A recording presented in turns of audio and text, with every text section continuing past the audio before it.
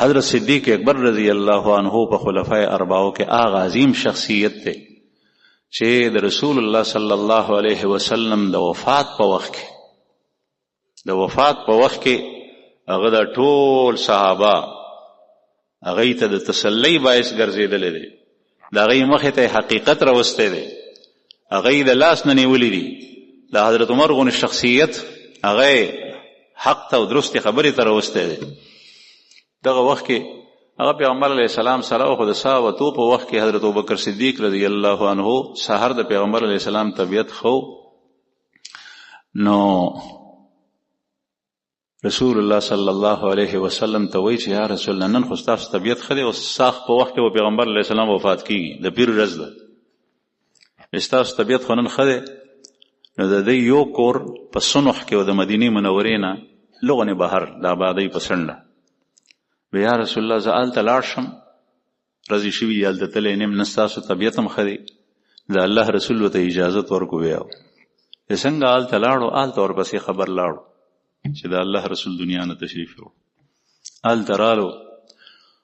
اوس دا کس چې یوازې پیغمبر علیه السلام سره وخت په ډېرو ځایونو کې تېر کړی او د ده به څه حالت وي، لیکن الله پاک دومره مضبوطیا ده ته ورکړي وه چې کله رالو اوس عمر صاحب دا حال دی، د عثمان صاحب دا حال دی، د علي صاحب دا حال دی. حضرت صدیق اکبر رضی الله عنه د لور کورو پیغمبر علیه السلام چې کوم ځای پروت دی، حضرت عایشه بیبي اجازت یې وغوښتو، هلته راننوتو. رسول الله صلی الله علیه وسلم مبارک پروت دی، چې ویې کتو په باندې راټیټ شو او وی چې یا رسول الله الله جل شانه یو مرګ پتا راوستی د هر چا دپاره دا یو مرګ دی، بل مرګ به پتا نه راځي. دا هغه حقیقت و د عمر صاحب د خبرې رد کولو. ته وفات شوی او په تندي باندې ښکل کو دا خبره یې وکړه. ټول خلک حیران شو، د کور افراد. بیا ابوبکر صدیق رضی الله عنه ورسره متصل جماعت بهر ووتو. حضرت عمر فاروق رضی الله عنه په لاره کې جماعت کې ګرځېدو دغه به وي، په ځان نه پوهېدو چې ته مغلوب الحال وي چې د الله رسول نه دی وفات شوی. داسې یو دیوال سره ناست خلکو ته دغه وي چې رسول الله صلی الله علیه وسلم نه دی وفات شوی. که چا ووایي چې وفات شوی زه به خبره اخلم. صحابه چپ ناست دي جماعت کې، سرونه ښکته کړي دي. غم صدمه دومره ده چې هغه د برداشت نه بهر ده. لیکن د عمر دا حالت دی. ابوبکر صدیق رضی الله عنه حضرت عمر فاروق صاحب د لاس نه ونیو، ورته یې راپاس او زما خبرې ته غوږ کښېږده. هغه په ځان نه پوهېږي. بیا ابوبکر صدیق رضی الله عنه هغه پرېښو، منبر ته رالو. دوه روایت دي. یو روایت دا دی چې منبر سره خوا کې ودرېدو او بل روایت دا دی چې منبر باندې کېناستو او د الله رسول صدیق اکبر ته په خپل حیات مبارک کې کوم مقام ورکړی و، نو هغه دا و چې رسول الله صلی الله علیه وسلم به کله څه مهم باندې چېرته تلو نو بیا به صدیق اکبر ته ووایي چې خلکو ته لمونځ ورکړي. امامت صغرا او په خپل حیات کې نیابت هغه په داسې موقع باندې به صدیق اکبر ته حوالو.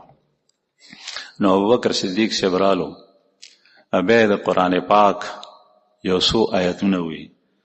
په هغې کې یو آیت د قرآن کریم دا وي وما محمد الا رسول قد خلت من قبله الرسل افئن مات او قتل انقلبتم على اعقابکم. محمد صلی الله علیه وسلم خدا الله پیغمبرو، دا غي نه مخکم پیغمبران تیر شوي دي.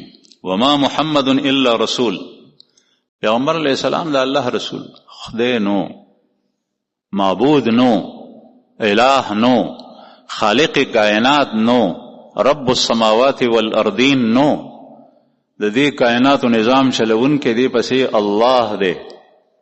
د دې کائناتو نظام هغه الله چلی، هغه باندې خوب ناراضي. لا تأخذه سنة ولا نوم، نه هغه باندې جوټه راځي نه هغه ود کېږي. هغه کمزور نه دی، هغه په هر صفت کې کامل دی، هغه کې نقص نشتا. سبحانک اللہم، اے اللہ تو پاک ہے، ہر عیب سے پاک ہے، ہر نقص سے پاک ہے، دا ہر ایک کمزورتیاں نہ پاک ہے. مرگ پا اللہ ناراضی، هغه حی و قیوم دے. اللہ لا الہ الا ہو الحی القیوم، وہ زندہ ہے، ہمیشہ سے ہے اور ہمیشہ رہے گا، اس کے ابتدا کے لیے بھی وقت کی تعین نہیں اور نہ اس کے انتہا کے لیے کوئی وقت کی تعین ہے، اگر ہمیشہ نہ دے اور ہمیشہ بھی ہوئی.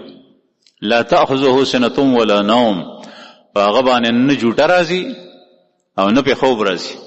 جوټه او خوب راتلل د انسان کمزورتیا ده، دا د حاجت ته، دا د متازګي ده، دې ته د ضرورت ته. لږه تند په انسان باندې راتلل دا د انسان کمزورتیا ده، د حاجت ته. کچری خوراک سکاک دته نه ورکې دی به امري د خپل بقا وجود باقی نشي ساتلی. او الله جل شانه کل من علیها فان ويبقى وجه ربک ذو الجلال والاکرام، زمین کے اوپر جو بھی جاندار اور ذی روح ہے وہ سب کے سب فنا ہونے والے ہیں، صرف اللہ کی ذات باقی رہے گی. اگر اللہ جل شانه ذات ہمیشہ باقی دے، هغه باندې فنا ناراضی، هغه کې تصورات ناراضی، دا تغیرات ناراضی، هغه د جسم نه د هر چیز نه پاک دی. نو رسول الله صلی الله علیه وسلم مبارک دا آیات صدیق اکبر په منبر باندې تلا دا نازل شوی د دینه مخکیو، دا پر رسول الله صلی الله علیه وسلم نازل شوی دی. دا وحی دغه وخت کې نه دراغلی، ځکه چې دغه وخت کې پیغمبر خو دنیا نه تشریف یوړو. دا وحی نازل شوی دا آیات چې زلولم دا د رسول الله صلی الله علیه وسلم په حیات کې پاغي نازل شوی د خندق په موقع، دا غزوه احد په موقع.